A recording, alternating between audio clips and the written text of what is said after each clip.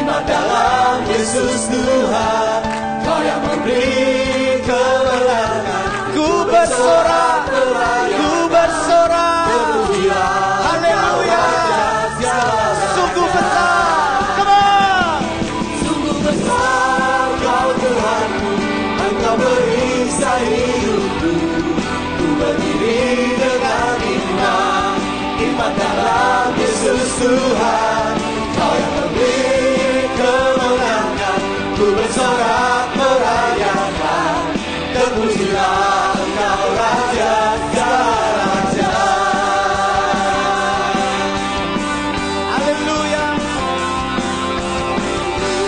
Katakan dengan iman saudaraku, Ku diberi kuasa. Ku diberi kuasa dan Raja mulia untuk menaklukkan musuh. Amin. Di bawah kaki pakai kuasa Tuhan. Ku pakai kuasa dari Raja mulia. Bila Allah ada bersamaku, siapa jadi lawanku?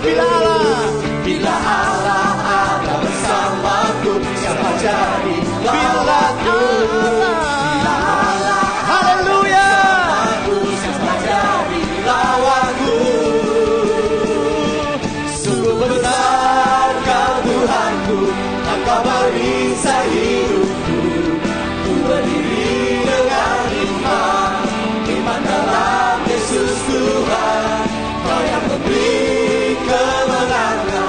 Ku bersorak merayakan, terpujilah Engkau Raja segala. Sekali lagi, sungguh besar Kau Tuhanku, Engkau merisau hidupku. Ku berdiri dengan iman, iman dalam Yesus Tuhan, Kau yang memberi kemenangan. Ku bersorak merayakan, terpujilah Engkau Raja segala raja. Terpujilah Engkau Raja segala raja. Terpujilah Engkau Raja segala raja. Oh, Engkau Raja di atas segala raja, Raja yang akan memerintah untuk selama-lamanya. Haleluya. Dahsyat Kau Tuhan. Haleluya. Puji Tuhan. Sudah diberkati oleh Tuhan. Amin. Berikan tepuk tangan sekali lagi bagi Allah kita. Silakan duduk saudaraku.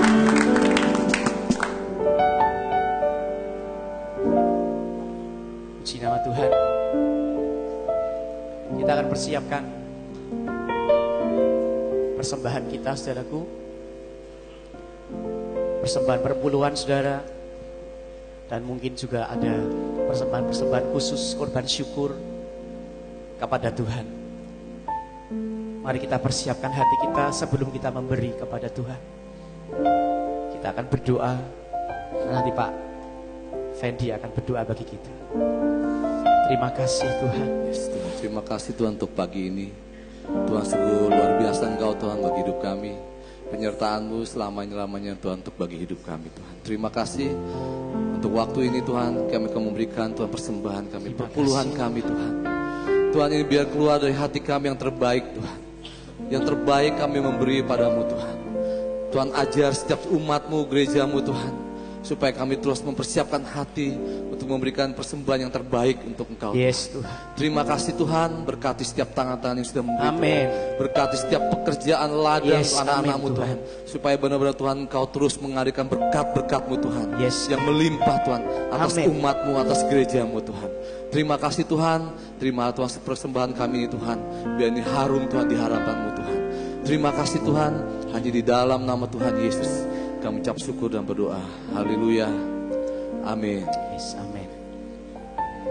Apapun yang terjadi hari-hari ini atas hidup saudara dan saya mau katakan pagi hari ini bahwa Allah sangat mengerti, Allah sangat peduli akan hidup saudara dan saya. Sebab Dia Allah yang Immanuel, Allah yang selalu dan selalu menyertai hidup saudara dan saya. Allah yang membawa kemenangan demi kemenangan, Allah yang menjanjikan banyak mukjizat,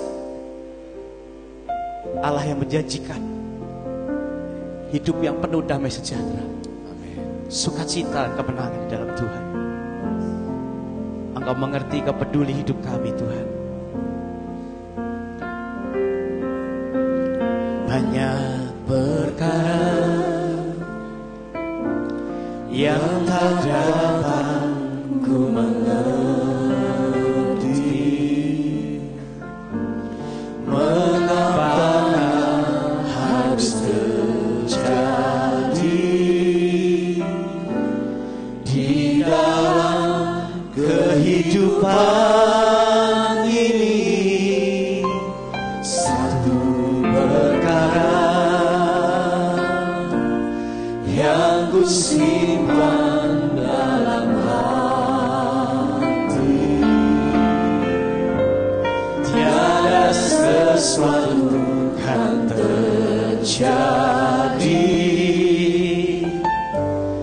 tanpa Allah peduli. Allah mengerti, Allah mengerti, Allah peduli segala persoalan, amin, yang kita hadapi. Tak akan pernah dibiarkannya ku bergumul sendiri, sebab Allah mengerti. Mari kita bangkit berdiri bersama-sama, hampiri tahta yang kasih karunia Tuhan. Banyak perkara yang tak dapat ku mengerti, mengapa harus terjadi, oh ya Tuhan, di dalam kehidupan ini. Satu perkara yang kami simpan Tuhan, kami berdoa di hadapan-Mu Tuhan. Tiada sesuatu yang terjadi. Allah peduli Tuhan, Allah mengerti, Allah mengerti, Allah peduli segala persoalan yang kita hadapi. Tak akan pernah dibiarkannya ku bertumbuh sendiri, sebab Allah mengerti. Oh, Allah mengerti, Allah peduli segala persoalan yang kita hadapi. Tak akan pernah dibiarkannya ku bergumul sendiri, sebab Allah mengerti. Mari angkat wajahmu, angkat tanganmu kepada Tuhan. Allah mengerti, Allah mengerti, Allah peduli segala persoalan yang kita hadapi. Tak akan pernah dibiarkannya ku bergumul sendiri, sebab Allah mengerti.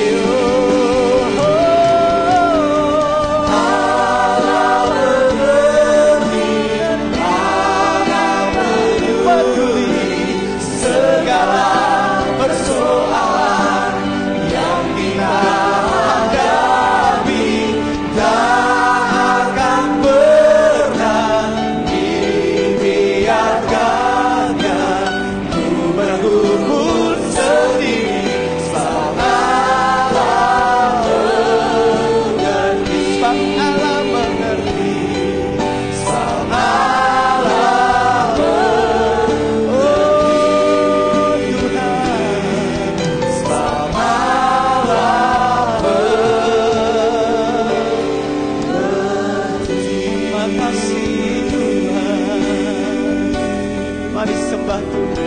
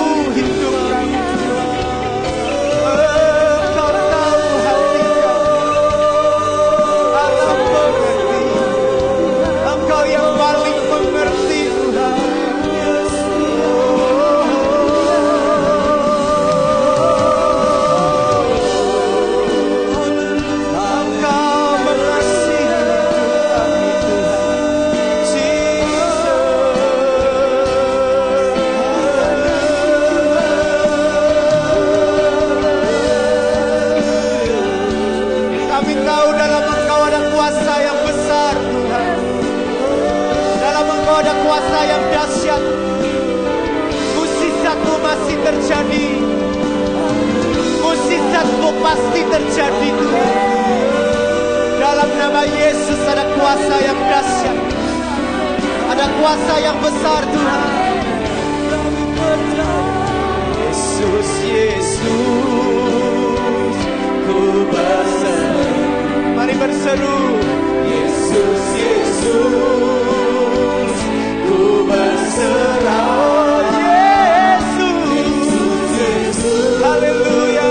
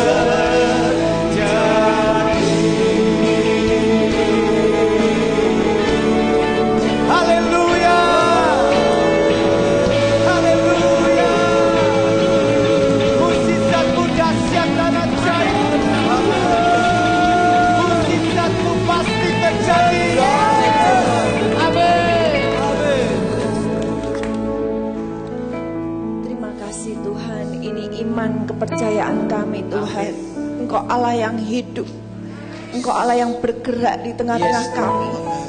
Bahkan Engkau akan mengerjakan pekerjaan-pekerjaan yang lebih besar lagi Tuhan. Amin.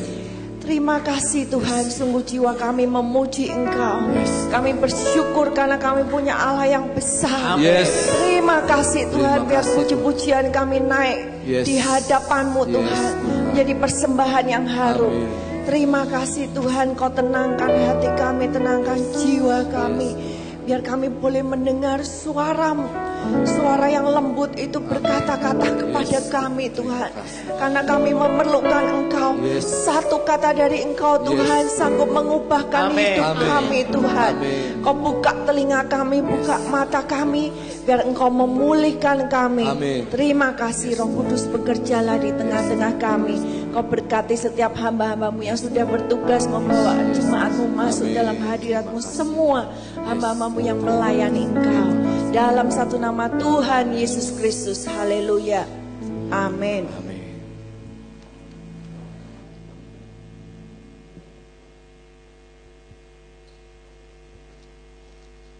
Shalom Bapak Ibu Saudara.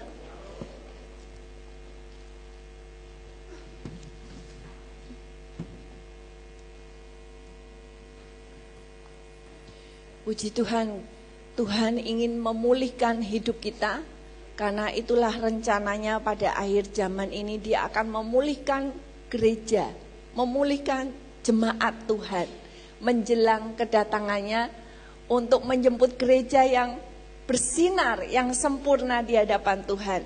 Nah, mulai pada bulan September ini kita akan melihat bahwa Tuhan ingin memulihkan kita melalui tempat penyemaian. Ya, mari kita buka Alkitab kita dulu dalam Kejadian pasal yang pertama. Kejadian pasal yang pertama. Tolong dibacakan ayat yang ke-9 dan yang ke-10.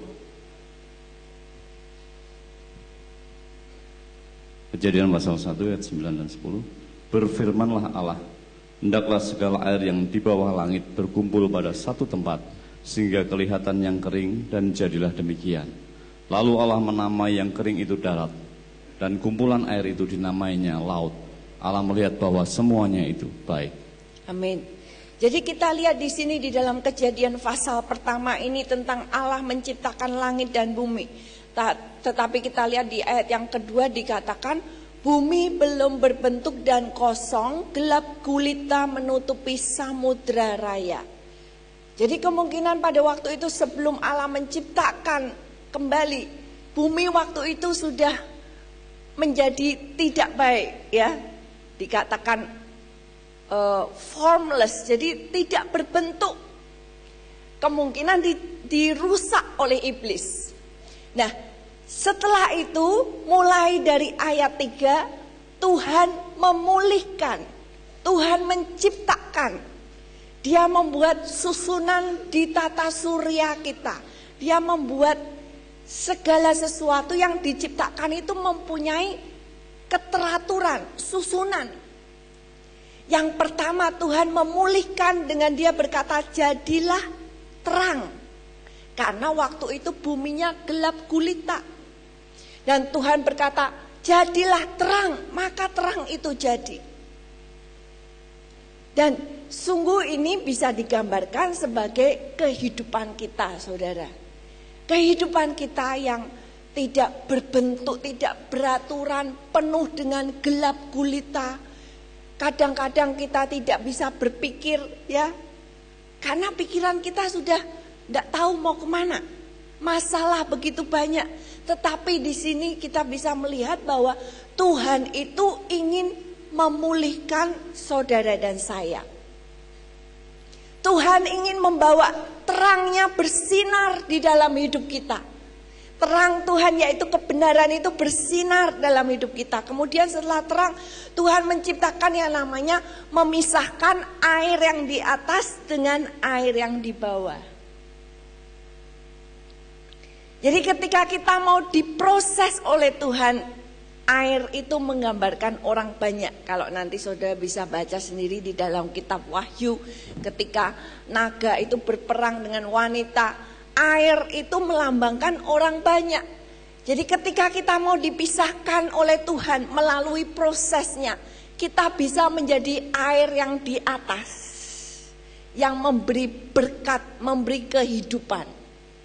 Nah, kemudian proses itu terus berlangsung. Kita lihat di ayat yang ke-9 dikatakan Tuhan berkata, hendaklah segala air yang di bawah langit berkumpul pada satu tempat, sehingga kelihatan yang kering, dan jadilah demikian. Lalu Allah menamai yang kering darat, dan yang kumpulan air itu dinamakan laut.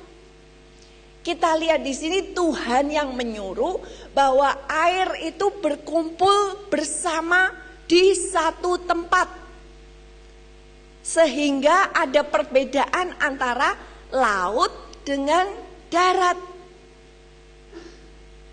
Nah, kita melihat bahwa memang terutama menjelang hari-hari Tuhan yang mendekat, firman Tuhan katakan akan terjadi polarisasi yang baik tambah baik, yang kudus tambah kudus, tetapi yang tidak baik tambah tidak baik, yang tidak kudus tambah tidak kudus. Semakin kelihatan mana yang benar, mana yang salah, sehingga Tuhan itu nanti dibuktikan dalam penghakimannya. Tuhan itu benar. Semua yang dikatakan oleh hakim Tuhan itu semuanya benar. Karena itu di sini dikatakan biarlah segala air itu berkumpul menjadi satu. dan dinamai laut. Dan memang Tuhan juga berkata, memperingati murid-muridnya.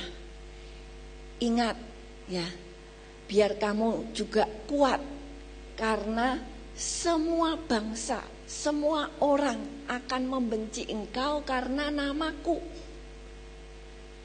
Jadi nanti semua orang itu akan berkumpul. Berkumpulnya apa? Menentang Tuhan, menentang hukum-hukumnya Tuhan. Mereka tidak suka lagi. Mungkin kalau dulu kita melihat beberapa negara itu didirikan berdasarkan hukum Tuhan. Mereka belajar dari hukum Tuhan. Berbuat baik ya, berbakti kepada Allah. Mereka mendirikan undang-undang mereka, hukum-hukum berdasarkan firman Tuhan. Tapi kemudian Tuhan katakan akan datang saatnya di mana air itu disuruh Tuhan berkumpul menjadi satu. Berarti orang-orang banyak ini disuruh Tuhan berkumpul menjadi satu. Nah, karena itu supaya muncul yang namanya daratan, tanah kering.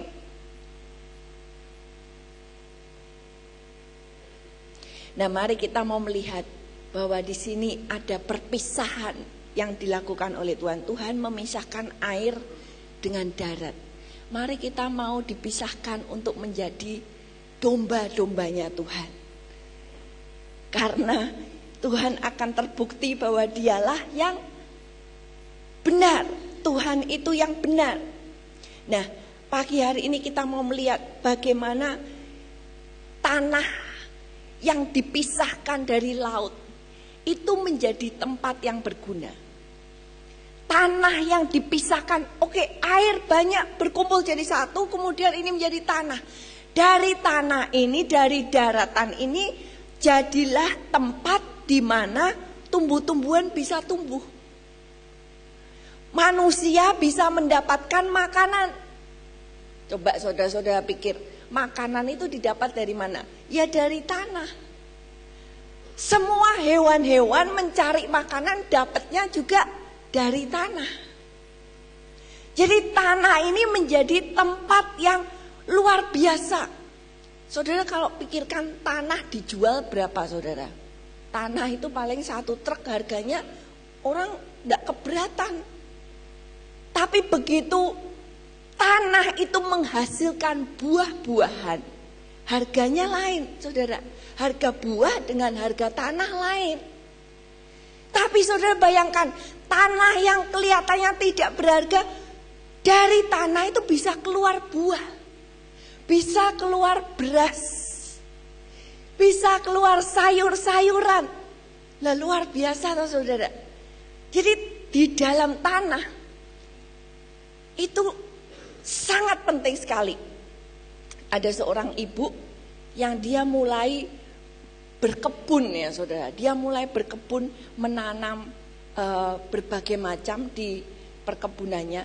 Dia berkata setiap hari yang kita cek itu tanahnya. Oh tanahnya dites dulu. Oh kurang apa? Kurang mineral apa? Tanahnya ini untuk cocok menghasilkan buah nih harus menjadi tanah yang baik. Jadi kekurangannya apa? Dites. Jadi tanah ini menjadi satu potensi yang luar biasa besar. Tanah ini kunci di mana bisa menghasilkan. Betul, kalau tanahnya kering, petaninya bisa nangis saudara. Disuruh nanem tanah yang kering. Apalagi tanah yang namanya padang pasir. Wah, itu lebih berat. Jadi tanah seperti apa? Mari kita dipulihkan Tuhan menjadi tanah yang baik. Betul? Tadi dikatakan laut itu orang banyak menjadi satu. Dan kemudian ini menjadi satu, daratan menjadi satu, menjadi daratan. Mari kita mempunyai dipulihkan Tuhan. Hidup kita, hati kita menjadi tanah yang baik. Jadi dari dalam kehidupan kita, bukan kita, tapi Tuhan yang bisa membuat berbagai macam tumbuh melalui tanah hati kita.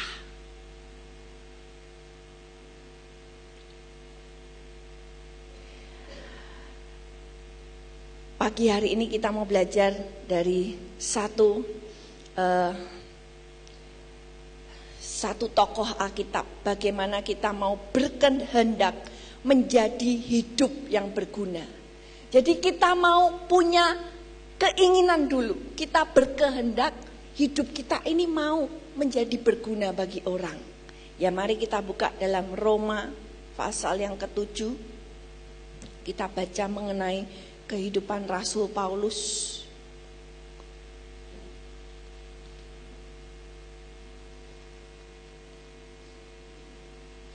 Mari kita bacakan bergantian ayat ganjil, saya bacakan mulai dari 21 sampai yang ke-26. Roma 7, demikianlah aku dapati hukum ini, jika aku menghendaki berbuat apa yang baik, yang jahat itu ada padaku. Sebab di dalam batinku aku suka akan hukum Allah.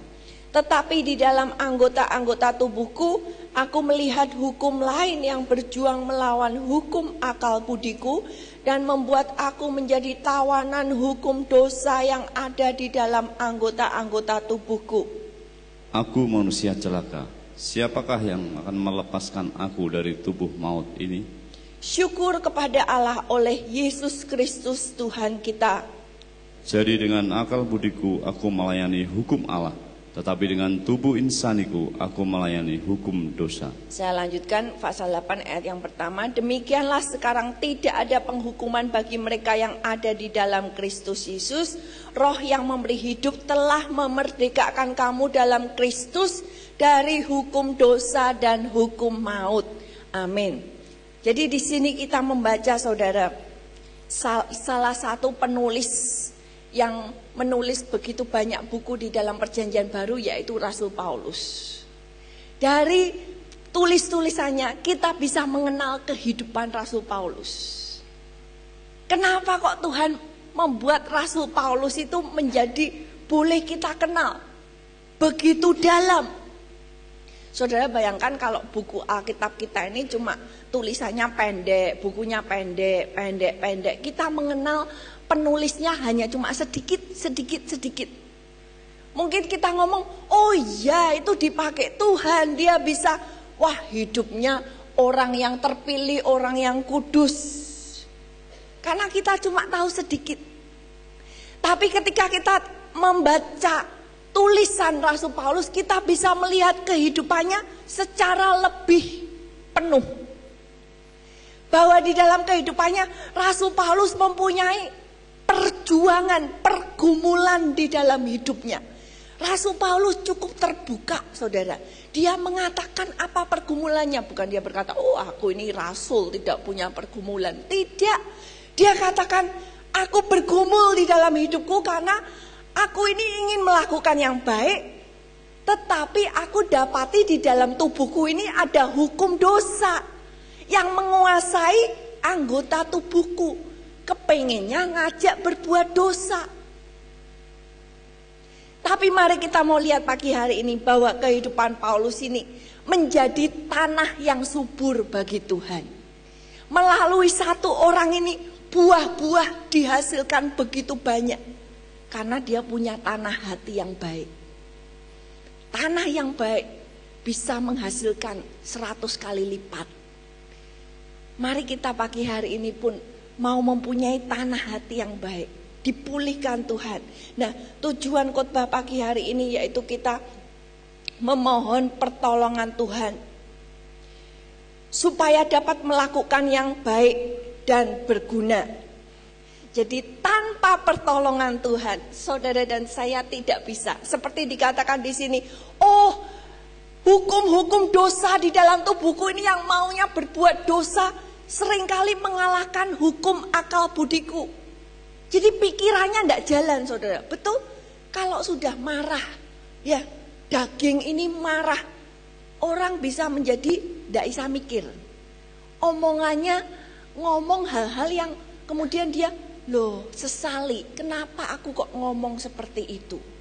Kalau orang itu lagi di pikirannya yang benar, pikirannya lagi waras, kadang-kadang tidak akan melakukan hal-hal yang ketika dosa, emosi, nafsu bergejolak. Betul? Dan itu yang dikatakan oleh Paulus. Hukum dosa itu kadang-kadang mengalahkan hukum akal budinya. Akal budinya kalah, tidak bisa mikir. Tapi syukur kepada Allah. Syukur kepada Allah yang bisa menolong dari pergumulan. Karena dia menyadari celaka aku tidak bisa menang sendiri. Tapi hanya oleh pertolongan Tuhan yang bisa membebaskan aku dari hukum maut dan hukum dosa yang ada di dalam tubuhku. Jadi saudara, kalau Rasul Paulus mempunyai pergumulan, apalagi kita harus hati-hati. Rasul Paulus yang berkata, namanya daging ini maunya berbuat dosa. Jangan kita berkata, oh saya sudah rohani. Hati-hati saudara. Hanya oleh pertolongan Tuhan kita bisa mengalahkan. Ya, jadi kita tujuannya memohon pertolongan Tuhan supaya bisa melakukan yang baik dan berguna. Nah, kita melihat dari hidup Rasul Paulus, ya, kita mau buka sekarang dalam Kisah Para Rasul pasal yang ke-9.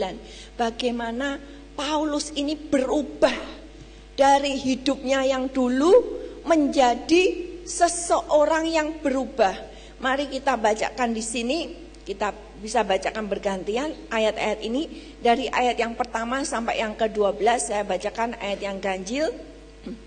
Kisah Para Rasul pasal yang ke-9.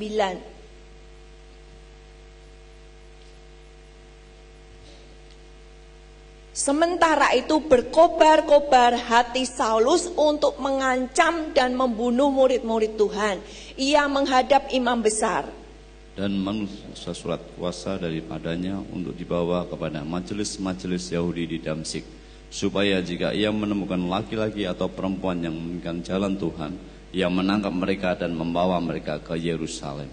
Dalam perjalanannya ke Damsyik, ketika ia sudah dekat kota itu, tiba-tiba cahaya memancar dari langit mengelilingi dia. Ia rebah ke tanah dan kedengaranlah olehnya suatu suara yang berkata kepadanya, Saulus, Saulus, mengapakah engkau menganiaya aku? Jawab Saulus, siapakah engkau Tuhan? Katanya, akulah Yesus yang kau aniaya itu. Tetapi bangunlah dan pergilah ke dalam kota. Di sana akan dikatakan kepadamu apa yang harus kau perbuat. Maka termanggu-manggulah teman-temannya seperjalanan, karena mereka memang mendengar suara itu tetapi tidak melihat seorang juga pun. Saulus bangun dan berdiri, lalu membuka matanya, tetapi ia tidak dapat melihat apa-apa. Mereka harus menuntun dia masuk ke Damsyik. 3 hari lamanya ia tidak dapat melihat, dan 3 hari lamanya ia tidak makan dan minum. Di Damsyik ada seorang murid Tuhan bernama Ananias.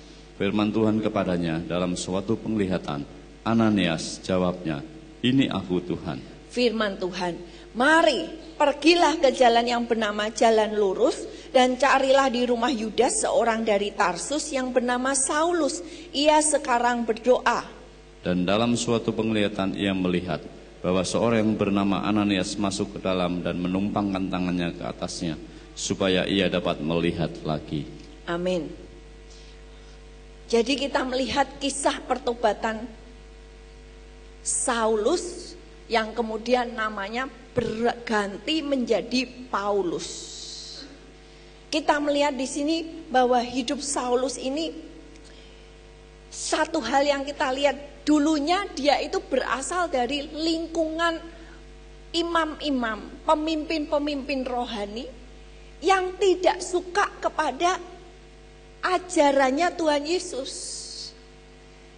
Jadi perkumpulannya ini karena dia dididik, dia menjadi salah satu anak kader, ya, kader yang hebat.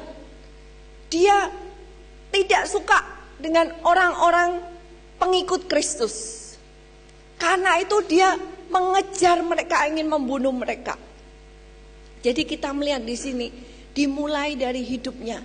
Dia diubahkan dari perkumpulan yang tidak baik, kemudian berubah, meninggalkan teman-teman lamanya, berubah. Dan kemudian kalau kita melihat hidup Paulus, saudara, setelah dia bertemu dengan Tuhan, setelah dia bertobat, dia berkata, dia pergi ke tanah Arab, dia mencari Tuhan, dia mengejar yang namanya Tuhan. Siapa Tuhan itu? Dia ingin mengenal Tuhannya. Bukan hanya mengejar teman-teman, tetapi nomor satu dia mengejar Tuhan. Siapa toh Tuhan ini? Setelah itu dia baru bergabung kembali dengan murid-murid. Sehingga melalui hidup Paulus ini kita melihat Tuhan melakukan luar biasa. Berita Injil tersebar. Bukan hanya di Yerusalem, Yudea, Samaria, tapi sampai ke waktu itu Efesus, Tesalonika, Korintus, di bawah negara bagian di bawah koloni Roma. Jadi melalui hidup satu orang yang diubahkan, melalui hidup seseorang yang punya tanah hati yang baik, Tuhan bisa memakai luar biasa. Mari kita mau menjadi seperti ini. Mari kita melihat yang pertama, bagaimana Rasul Paulus ini bisa berubah, yaitu dia harus berpisah. Ya, dikatakan di sini di ayat yang pertama, sementara itu berkobar-kobar hati Saulus untuk mengancam dan membunuh murid-murid Tuhan. Wah, dalam kata-katanya sendiri Paulus berkata, aku dulu orang yang ganas, orang yang garang. Aku menyiksa gereja Tuhan. Dan di sini dikatakan hatinya berkobar-kobar untuk mengancam, untuk membunuh. Nah, kita lihat, kita perlu berpisah dulu dari hal-hal yang negatif di dalam diri kita. Kalau kita kembali ke tadi kejadian, Tuhan mengatakan, hai air, biar engkau berkumpul menjadi satu di satu tempat, menjadi laut. Laut itu dari bahasa aslinya artinya yam. Yam itu mempunyai akar kata yang artinya mengaum. Ya, seperti singa itu kan mengaum, suaranya singa enggak mungkin meong ya, suaranya mengaum. Nah, laut ini mempunyai akar kata mengaum. Jadi laut ini, kumpulan orang banyak ini bisa mengaum, saudara. Saudara kalau mendengarkan ombak laut itu kalau datang kadang-kadang bisa Saya dulu waktu bersekolah hidupnya di dekat laut, saudara. Kadang-kadang kalau lautnya itu sedang ombaknya besar, wah luar biasa, mengerikan. Bukan hanya suaranya, ombaknya bisa tinggi sekali. Laut itu bisa menjadi ganas, karena itu kita melihat korban-korban tsunami kadang mereka menjadi trauma dengan laut. Karena laut yang pikirnya oh enak tempat bermain, ternyata bisa mengaum, bisa bergelora. Nah, kita melihat bahwa memang laut itu yang adalah gambaran orang banyak. Itulah tempat di mana yang namanya sinaga itu hidup. Mari kita pegang Kisah Para Rasul ini, coba kita buka sebentar dalam Mazmur 74. Mazmur 74, tolong bacakan ayat yang ke-13. Engkaulah yang membelah laut dengan kekuatanmu, yang memecahkan kepala ular-ular naga di atas muka air. Ya, Tuhan membelah laut dengan kekuatannya dan memecahkan kepala ular-ular naga di atas muka air. Satu lagi, Yesaya 27. Yesaya 27 ayat yang pertama. Pada waktu itu Tuhan akan melaksanakan hukuman dengan pedangnya yang keras. besar dan kuat atas Lewiatan, ular yang meluncur atas Lewiatan, ular yang melingkar, dan ia akan membunuh ular naga yang di laut. Ya, jadi firman Tuhan ini mengatakan bahwa di laut ini ada yang namanya Lewiatan. Lewiatan ini gambaran naga, ular naga. Naga gambaran setan. Jadi setan ini dikatakan dia hidup di laut. Dia hidup di laut, menguasai, membuat laut itu bisa bergelora. Karena itu orang-orang banyak itu yang digambarkan seperti air yang banyak itu. Air yang banyak bisa juga seperti laut. Itu bisa digoyang-goyang oleh si naga, saudara. Bisa istilahnya diobok-obok oleh ular naga. Dibuat bergelora. Tapi saudara, dikatakan di Mazmur tadi ayat yang ke-74. Engkau Tuhan yang membelah laut dengan kekuatanmu. Engkau akan memecahkan, memukul kepala ular-ular naga di atas laut. Jadi walaupun ular naga itu hebat, laut bisa bergelora sedemikian besar, jangan takut saudara. Tuhan kita yang memecahkan kepala ular naga di laut. Tuhan kita yang bisa memecahkan ombak-ombak laut. Karena Tuhan sudah mengalahkan iblis. Peperangan sudah dimenangkan. Tapi kita harus tetap berdiri tegak di dalam Tuhan. Nah, yang pertama jadi kita mau berpisah dari gelombang laut. Berpisah dari air yang banyak itu. Seperti di sini Saulus dia berpisah dari hatinya yang berkobar-kobar dengan keinginan untuk membunuh.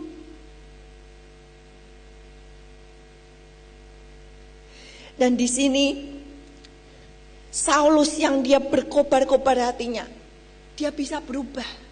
Kuncinya apa saudara? Kuncinya orang itu bisa meninggalkan, berpisah dari yang dulunya teman-temannya dia.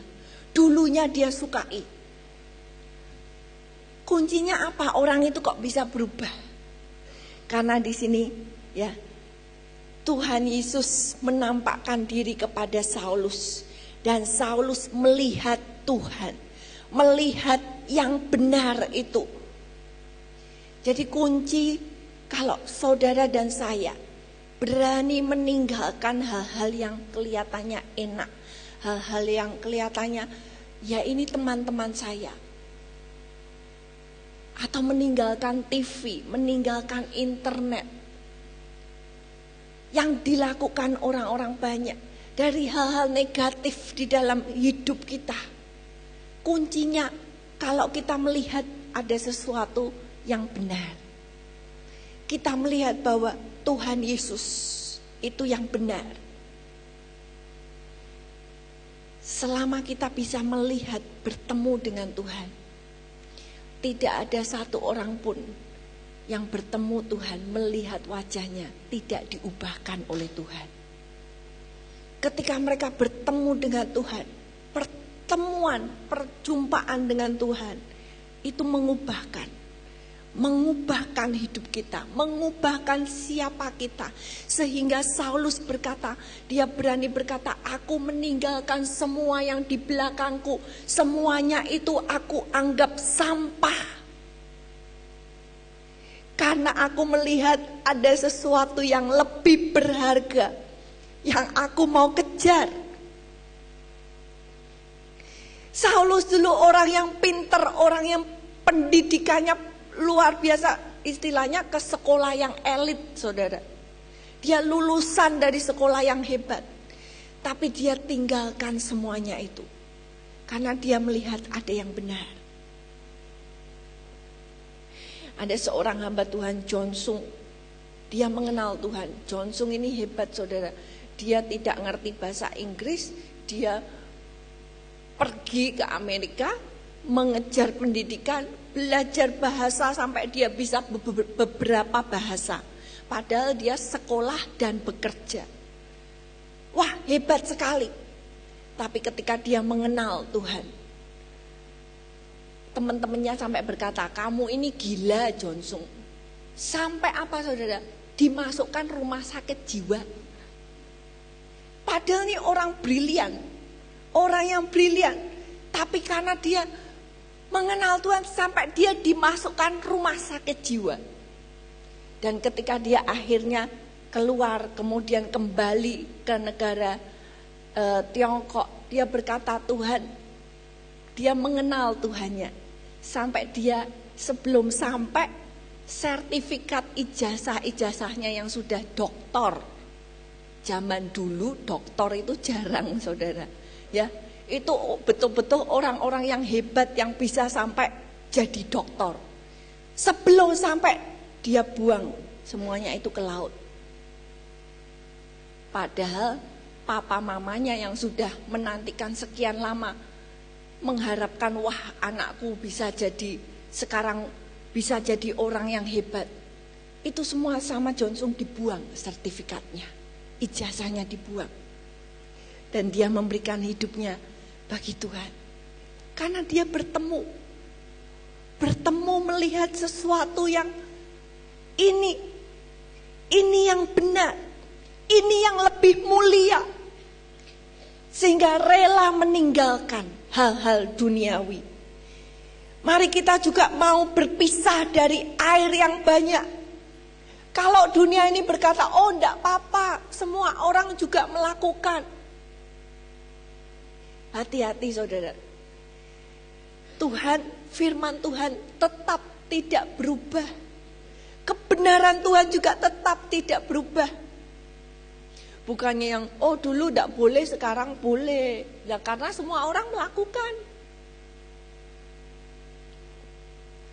Tapi mari kita mau berpisah. Ketika Tuhan memanggil orang Israel, engkau menjadi umatku, supaya engkau menjadi kudus. Jadi ketika kita mau berpisah, itu artinya itulah kekudusan. Kudus itu dipisahkan. Mau dunia ini jungkir balik, wah sekarang boleh semuanya. Tapi kalau kita mau dipanggil Tuhan, kita mau dikuduskan, kita mau berpisah. Berpisah dengan cara berpikir yang salah. Berpisah dengan nilai-nilai yang salah. Yang kedua, setelah Saulus berpisah, dia bersekutu dengan orang-orang yang benar. Ya di sini kita lihat, setelah dia melihat cahaya, dia bangun bangkit, dia buka mata tapi dia tidak bisa melihat. Ternyata matanya buta selama 3 hari 3 malam. Ya ini istilahnya Tuhan itu detox.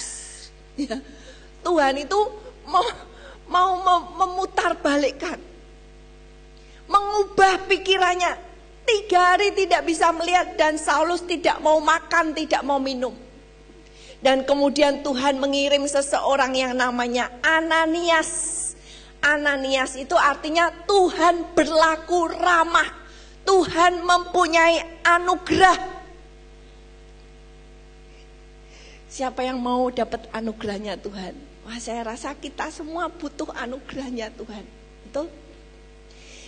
Jadi di sini Tuhan mengirim orang yang namanya Ananias untuk datang kepada Saulus dan mendoakan Saulus sehingga ketika dia didoakan matanya bisa melihat lagi. Dan kemudian sejak itu Paulus ya berubah, saya sebut sudah menjadi Paulus. Dia berubah, dia bergabung dengan murid-murid Tuhan. Dia masuk dalam perkumpulan murid-murid Tuhan. Jadi kalau kita ini mau diubahkan oleh Tuhan, kita mau dipisahkan dan dikumpulkan jadi satu menjadi daratan. Daratan itu kata bahasa Yunaninya yaitu erets, artinya menjadi teguh. Saudara lihat ya, kalau dipisahkan dari laut cuma tanahnya sedikit, pasti kalah sama laut, betul? Tapi dipisahkan dari laut, daratan tanah yang banyak itu dipisahkan harus menjadi satu tanahnya supaya teguh. Mau air lautnya datang buyur, ini daratannya tetap teguh. Nah, kita mau bersekutu dipisahkan dari laut yang bergelora orang-orang banyak, kita mau dipisahkan bersekutu dengan orang-orang yang benar menjadi teguh. Arti daratan itu menjadi teguh. Karena hanya bersama tubuh Kristus kita mampu bertahan. Kita mampu bertahan. Ya, Paulus yang kemudian menjadi Rasul Paulus ini, ketika dia mulai diputar balikkan hidupnya oleh Tuhan, Tuhan mulai mengirim orang-orang. Tuhan mengirim yang namanya Ananias. Artinya Tuhan beranugerah. Saya percaya saudara, ketika kita mau hidup mengikuti Tuhan, kita mau berbalik, kita mau dipisahkan oleh Tuhan, kita di dalam alam roh, Tuhan akan mengirim orang-orang yang sama. Tuhan akan mengirim orang-orang yang benar.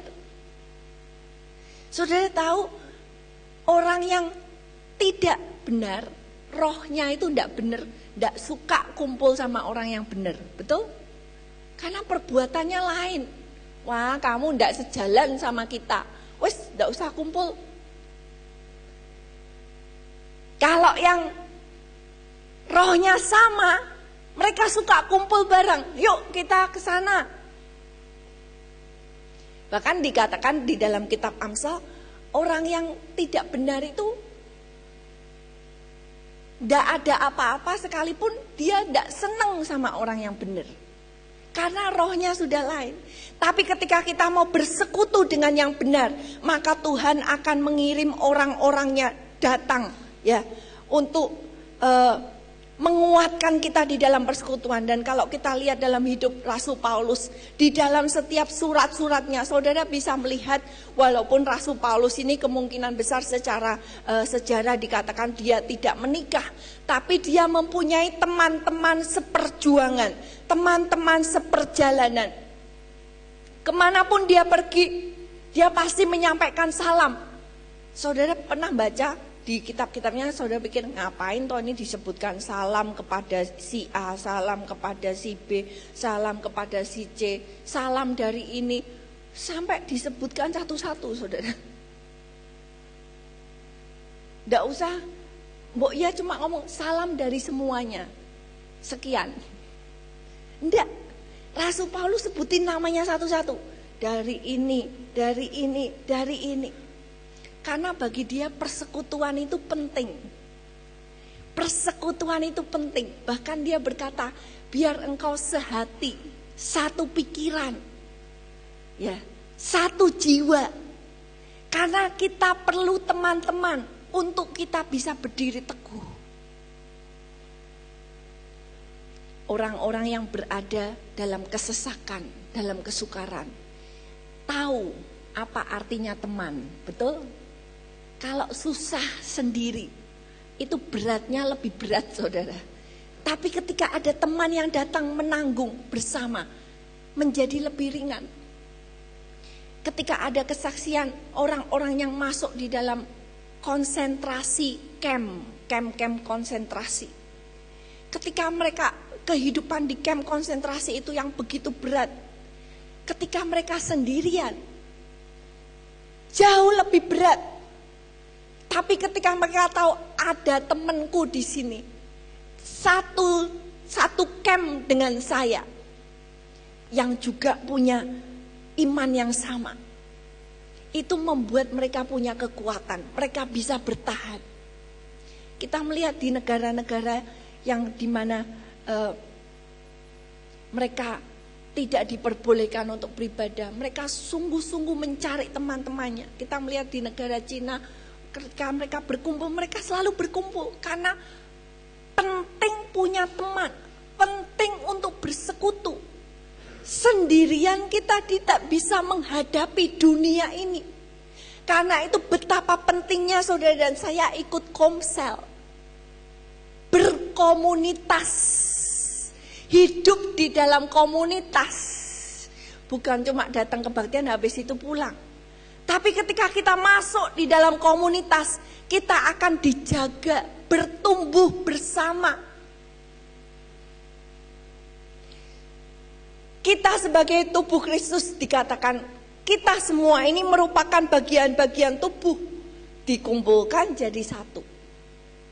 Saudara pikir kalau mata, cuma satu mata gelinding ditaruh, kira-kira bisa bertahan enggak? Saya rasa tidak ada satu hari bisa mati organnya mata itu. Karena dia sendirian. Enggak tahan, saudara. Ya, saudara, tubuh kita apa aja bagian tubuh kita dipisahkan. Tidak bisa bertahan. Tapi ketika kita menjadi satu, bersekutu menjadi satu, tubuh Kristus, kita bisa tahan. Saya percaya ketika kita saling mendoakan, di situ kita mendapat kekuatan yang baru.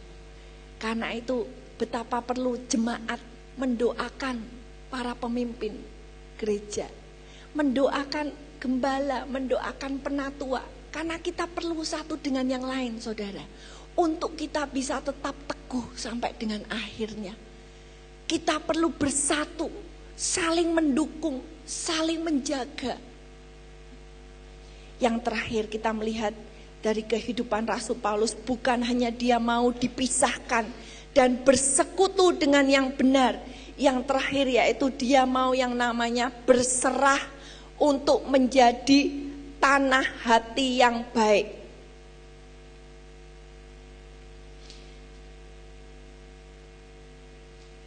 Jadi di sini Paulus mempunyai hidup yang berlipat kali ganda, berbuah bagi Tuhan, begitu produktif.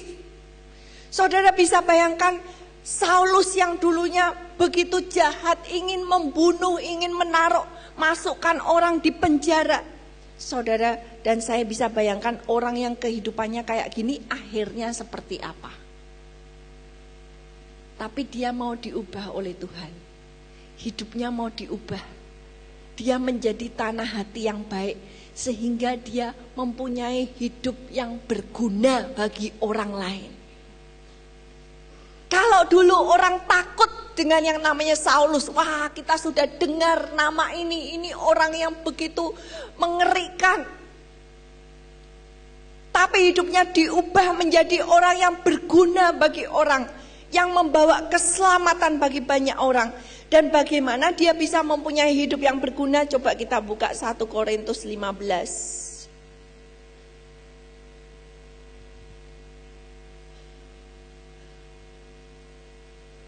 1 Korintus 15, tolong dibacakan ayat yang ke-10.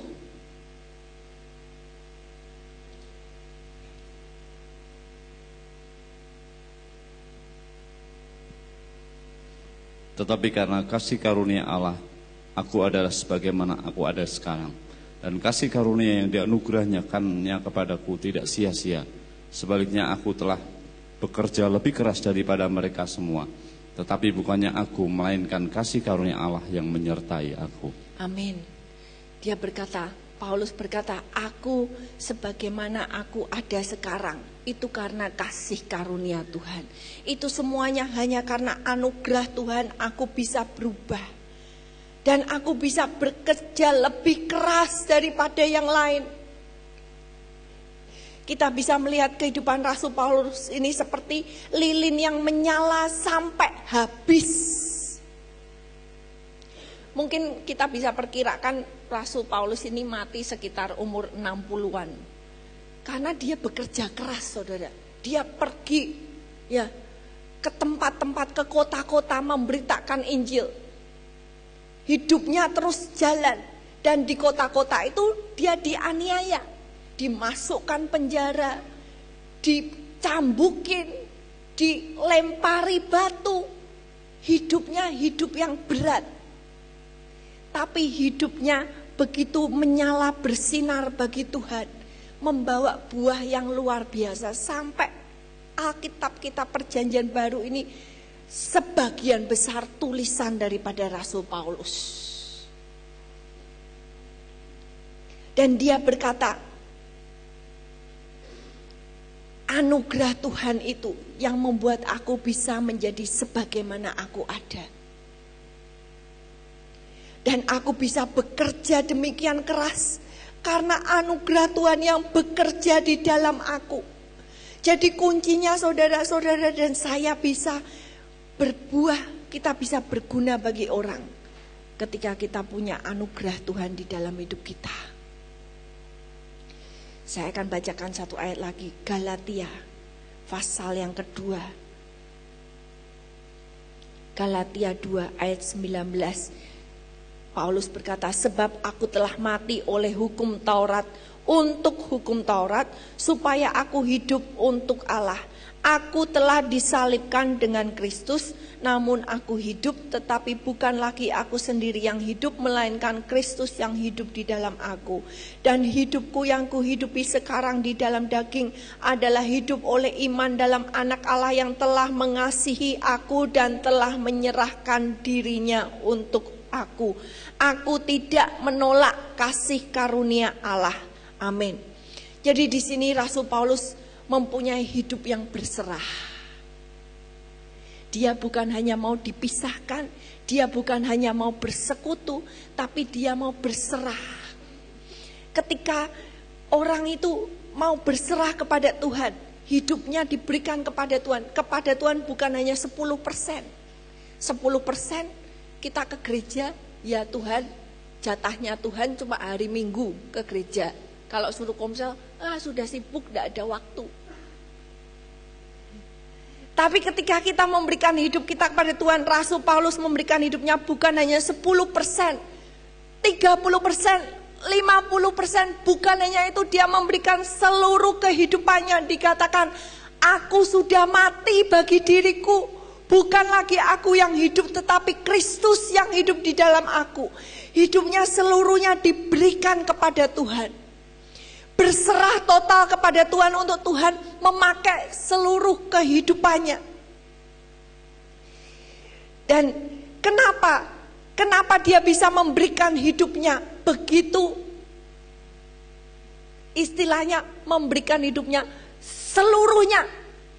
Karena dikatakan di sini, hidupku ini adalah hidup oleh iman dalam Anak Allah yang telah mengasihi aku dan menyerahkan dirinya untukku.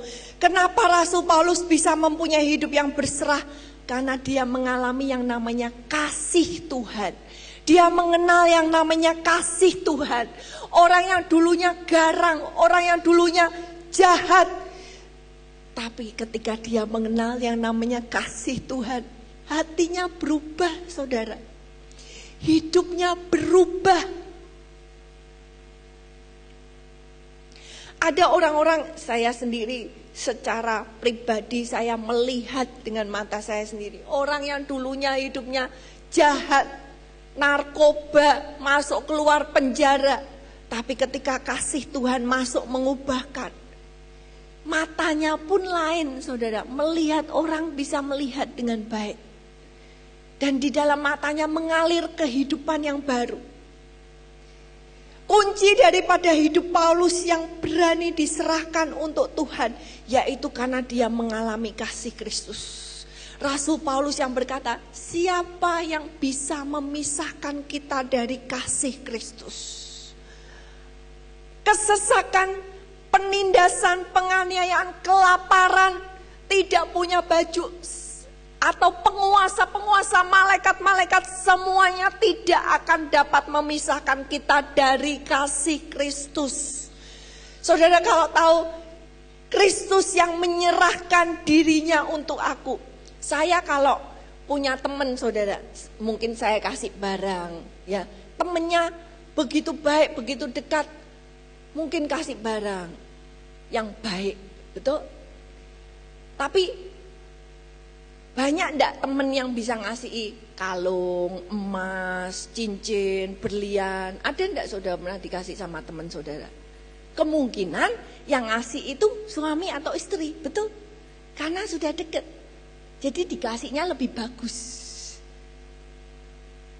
Tapi pernah enggak kita memberikan sesuatu yang paling bagus punya kita kasihkan ke teman kita? Wah, kalau saya memberikan yang saya punyai paling bagus ke seseorang, berarti orang itu sangat penting. Orang itu punya hubungan yang dekat. Mungkin hubungan cinta, betul?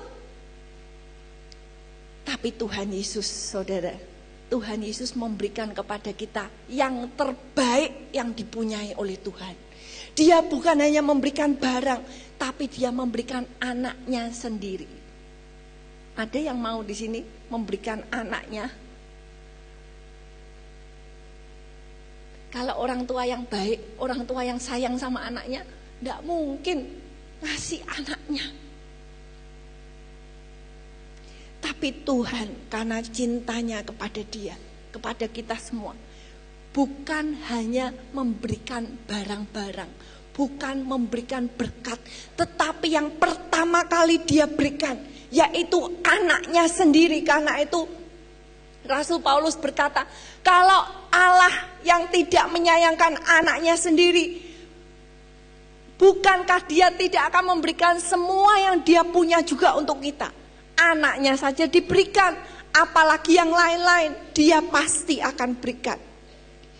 Dan mari kita mau hidup kita kita serahkan kepada Tuhan. Kita mau merendahkan diri, kita mau semakin merendahkan diri di hadapan Tuhan, supaya anugerah Tuhan juga semakin melimpah di dalam hidup kita. Semakin kita merendahkan diri, maka aliran-aliran anugerah itu akan semakin banyak. Dan mari kita juga dipenuhi oleh kasih Tuhan. Kita mengejar kasih Tuhan. Itulah yang dikatakan oleh Paulus. Dia mengejar kasih Tuhan. Dia mengejar tujuan Tuhan di dalam hidupnya. Mari kita mau datang pada Tuhan pagi hari ini.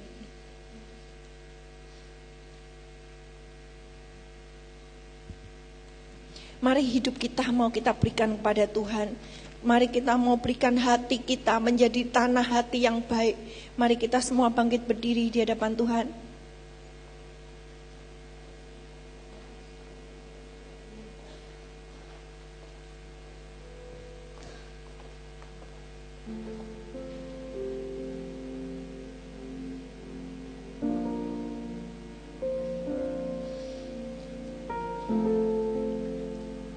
Tapi lebih dari semuanya itu, hanya anugerah Tuhan dan kasih Tuhan yang bisa membuat hidup kita berguna.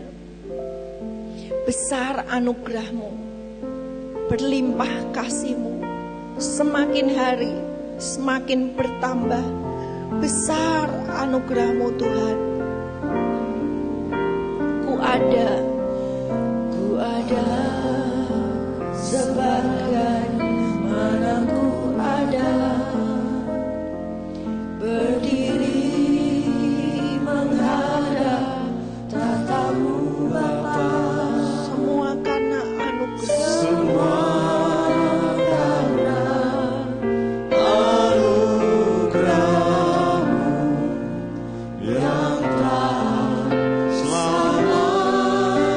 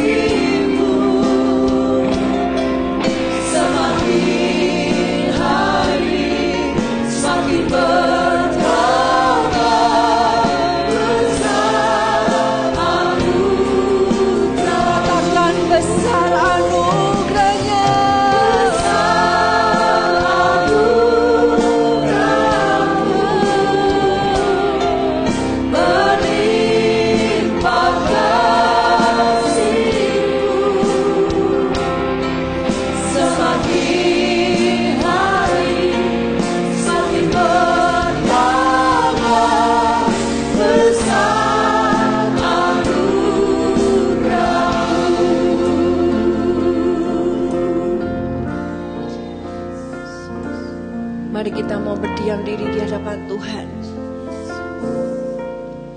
Pagi hari ini Tuhan yang beranugerah begitu besar mengundang kita untuk dipisahkan menjadi alatnya, menjadi alat kemuliaannya. Kalau dia bisa mengubahkan Saulus yang begitu ganas, begitu garang, Tuhan pun mampu mengubahkan setiap dari kita. Tuhan mampu mengubahkan orang-orang yang sulit sekalipun. Karena kasih Tuhan tidak pernah gagal.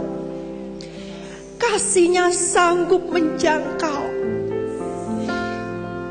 Tapi Tuhan ingin respon hati kita. Maukah kita? Maukah kita? Saulus berkata, Tuhan yang mengenal aku sejak aku berada di dalam kandungan ibuku. Tuhan yang telah memanggil aku. Karena Tuhan mengenal bahwa ketika Saulus dipanggil, Dia akan memberikan respon yang baik. Mari kita juga pagi hari ini, kita ada di tempat ini, kita mendengar firman-Nya.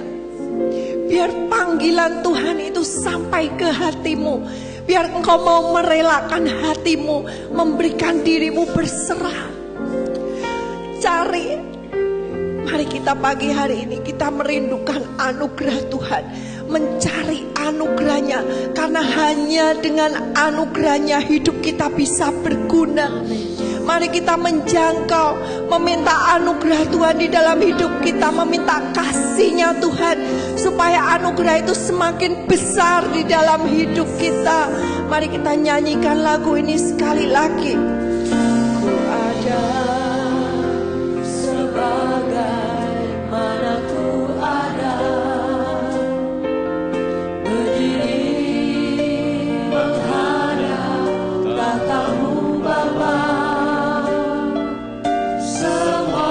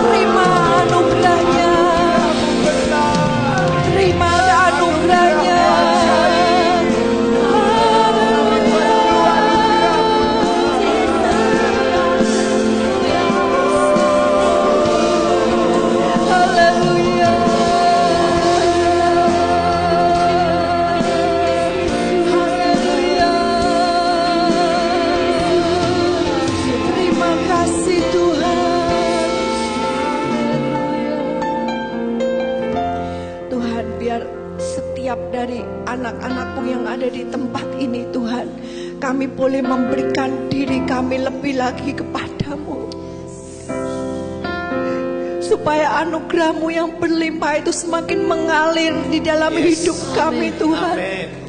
Biar kasih-Mu yang mengubahkan kami Tuhan, kasih-Mu yang membuat kami berani memberikan diri kami, berani memberikan hidup kami, karena Engkau yang sudah terlebih dulu memberikan diri-Mu bagi kami Tuhan. Terima kasih Tuhan.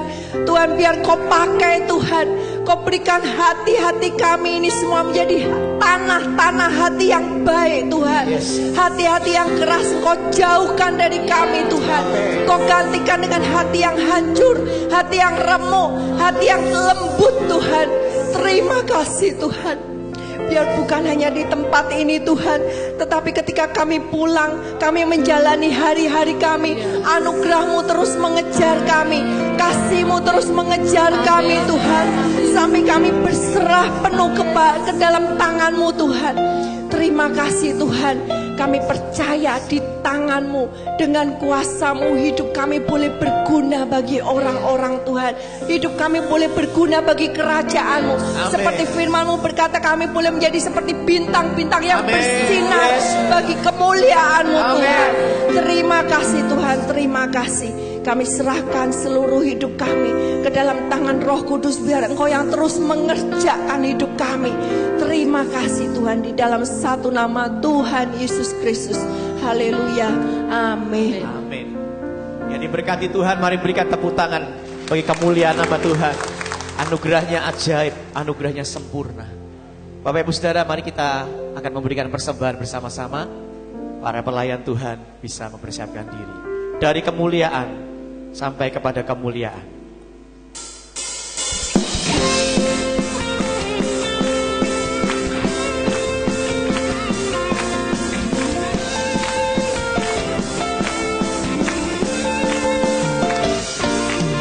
Segenap manusia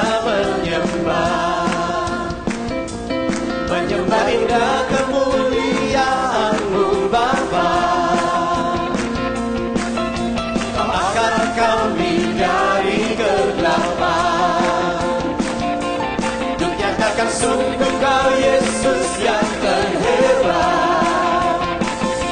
Tiada satu pun dapat menghalangi Engkau, tiada satu pun dapat menghalangi Engkau. Ini yang terbaik dan menjadi bagian hidupku. Dari kemuliaan sampai kemuliaan, Engkau membawaku semakin bersinar. Terbang bersamamu, terbang semakin tinggi. Nyatakan Tuhan bagi hidup ini, sinar kemuliaan. Dari kemuliaan sampai kemuliaan, Engkau membawaku semakin bersinar. Terbang bersamamu, terbang semakin tinggi. Nyatakan Tuhan bagi hidup ini, sinar kemuliaan.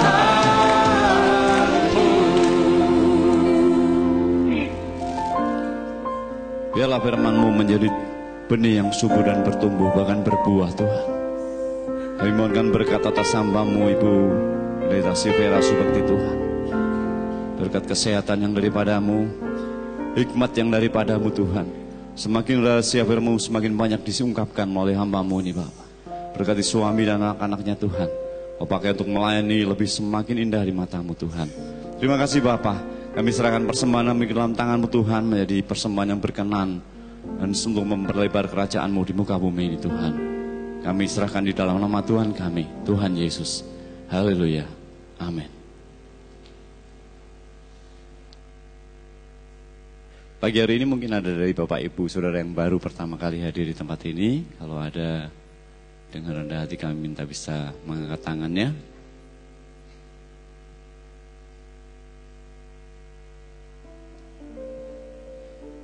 Kita akan mendengarkan beberapa pengumuman. Telah dipanggil Tuhan almarhumah Lo Chan Yun, tante dari Bapak Stianto Tayu, ada di ruang duka Tiongho Iwan ruang C. Tutup peti sudah dilaksanakan, penghiburan juga sudah terlaksana. Upacara pelepasan pada pagi hari ini Minggu 7 September pukul 8 pagi, pemberangkatan pukul 8 Tayu. Yang kedua ada berita duka dari almarhumah Setiawati Si Chiangping, ini mama dari Ibu Tina Papandayan, pelayan dari Mandarin dan mendoa di ruang rumah duka Tiongho Iwan ruang 1, ruang I. Tutup peti dan penghiburan sudah terlaksana. Upacara pelepasan pada Minggu pagi ini. Bagi jemaat yang mengenalnya bisa memberikan rasa simpatinya. Kemudian selanjutnya pagi hari ini renungan harian suara HKBP Edisi telah terbit. Bapak Ibu Saudara bisa mengambilnya di pintu-pintu keluar. Jangan lupa seluruh jemaat masih tetap diajak untuk tetap aktif berdoa dalam momentum 14 tanggal 14 setiap pukul 14 selama 5 menit. Ya, selama 2014 ini. Pengumuman yang selanjutnya kita akan lihat dari klip, silakan.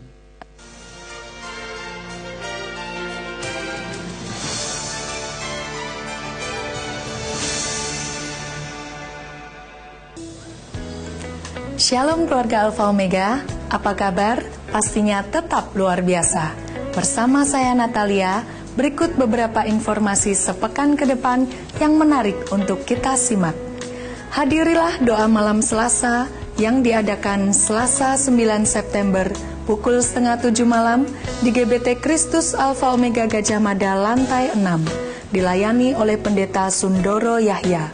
Disediakan jemputan bagi jemaat Tanah Mas. Gereja Anak Namba mengadakan doa malam anak dengan tema Doaku Kesaksianku. Diadakan pada hari Sabtu 13 September di GBT Kristus Alfa Omega Gajah Mada lantai 5 pukul 7 malam dengan dress code warna-warni. Hai pria-pria Alfa Omega, kami mengundang Anda semua untuk hadir dalam acara yang sangat spesial KKR Pria dengan tema Kunci Pemulihan. Dilayani oleh Insinyur Edi Leo MTH. Acara ini diadakan pada hari Sabtu 13 September pukul 6 sore di ruang ibadah utama GBT Kristus Alfa Omega Gajah Mada. Mari pria-pria Alfa Omega hadir dalam acara ini dan Anda pasti diberkati. Minggu depan di ibadah Tanah Mas 1, Gajah Mada 2 dan Gajah Mada 3 kita akan dilayani khusus oleh Pastor Insinyur Edi Leo dari Abalauf Jakarta. Mari hadir dan dapatkan berkatnya yang sangat spesial. Kami mengingatkan bahwa setiap pagi, doa pagi diadakan di masing-masing wilayah sebagai berikut.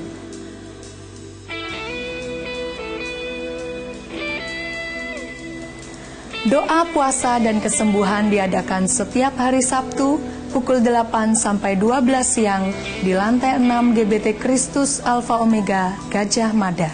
Sistem gereja, saya harus kasih tahu, ini sering sekali justru menjerumuskan pendeta. Jadi gereja-gereja yang terlalu pendeta sentris, seolah-olah dia pemiliknya, dan tidak lagi ada jemaat yang berani menegur. Ini bisa sangat berbahaya buat pendeta itu.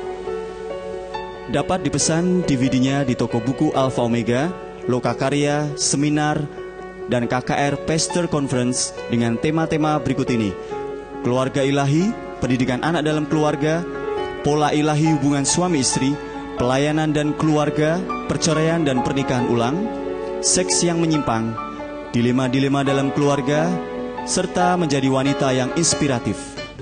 听众朋友们，大家平安。我们走的马路应有桥梁，才能走得顺畅。我们人生的路也应有爱的桥梁，才能达到目的地。因此，我们华语聚会定于公元2014年9月11日，时间是下午5时30分，地点是嘎加马的阿法欧美卡教会。有10岁的女传道蔡佳音女士要为我们演讲上帝的爱，题目是爱的桥梁，敬请大家踊跃参加，使我们能达到生命的目的地。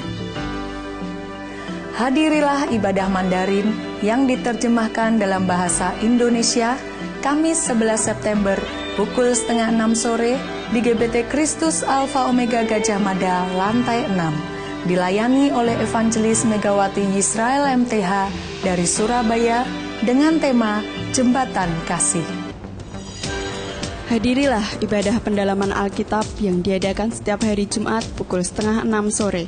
Saat ini Bapak Gembala akan membahas seri Surat Yudas mengenai bagaimana kita berjuang untuk mempertahankan iman. Mari hadir dan dapatkan berkat yang sangat spesial. Demikianlah Alfa Omega News minggu ini. Bagi jemaat Tuhan yang membutuhkan informasi lengkap lainnya, Anda dapat membacanya dalam Warta Gereja. Tetaplah tinggal dan pelihara hari Sabat, sebab itulah hari kudus bagi kita. Tuhan memberkati. Sebentar kita akan menerima doa berkat dari Pak Yan. Kita akan bangkit berdiri sekali lagi.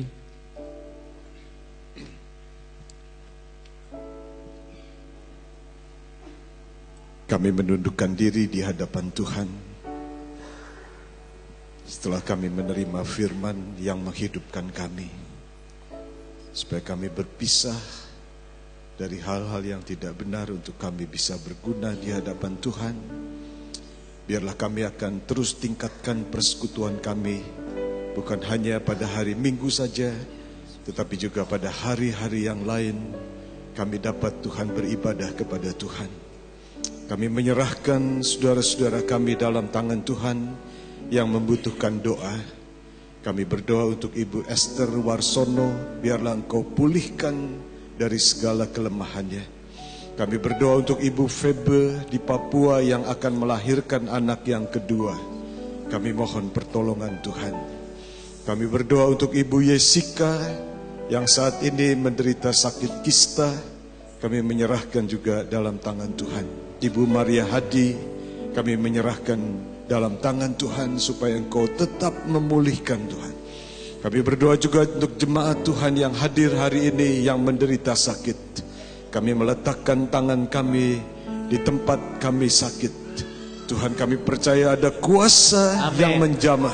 Amin. Di dalam nama Tuhan Yesus, biarlah Tuhan berkarya di dalam hidup kami. Menyembuhkan dan menjamah Tuhan. Dalam nama Yesus. Ada kuasa yang menyembuhkan. Kami juga Tuhan bisa menerima dan mengalami Kristus dalam hidup kami.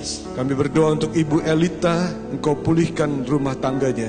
Ibu Dian, Engkau berikan keturunan ilahi dalam keluarganya. Kami berdoa untuk Bapak Denny, Tuhan, supaya Engkau juga buka jalan supaya dia bisa bekerja Tuhan. Sebentar kami akan pulang meninggalkan tempat ini. Kami menengadahkan tangan kami ke hadapan hadirat Tuhan.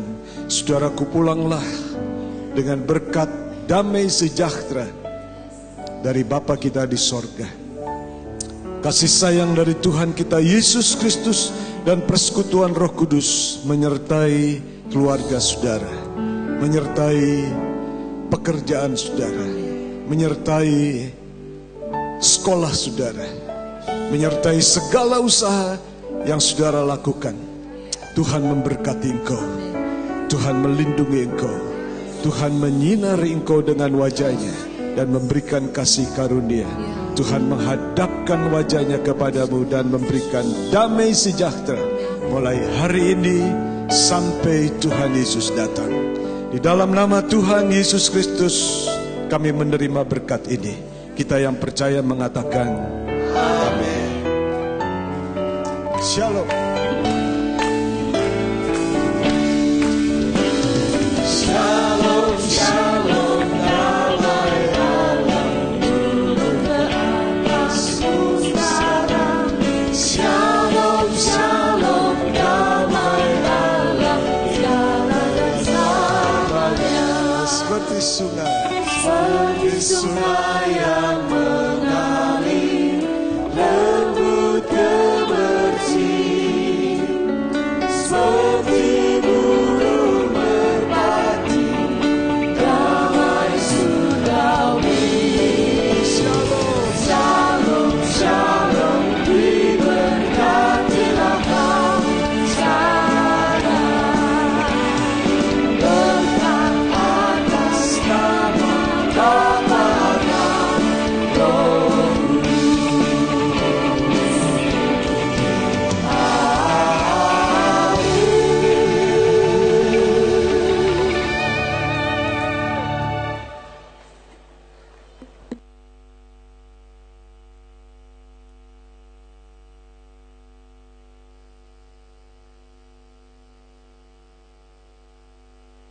JPCC Worship itu sendiri adalah perwujudan setiap hari Minggu yang kita lakukan di gereja lokal kita.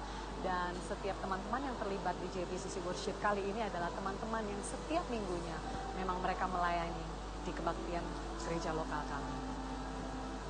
Lagu Bersamamu Tuhan titipkan dalam hidup saya. Waktu Sydney meminta untuk bisa memberikan lagu untuk favor, Tuhan bicara dalam hati saya bahwa setiap manusia perlu favor dari Tuhan. Dan dengan bersama Tuhan kita bisa mendapatkan favor yang sesungguhnya. Di luar Tuhan kita tidak bisa melakukan apa-apa, tetapi di dalam Tuhan kita mampu melakukan segala sesuatu. Dan saya berdoa biar Bersamamu bisa menjadi berkat buat setiap orang yang mendengarkan album ini.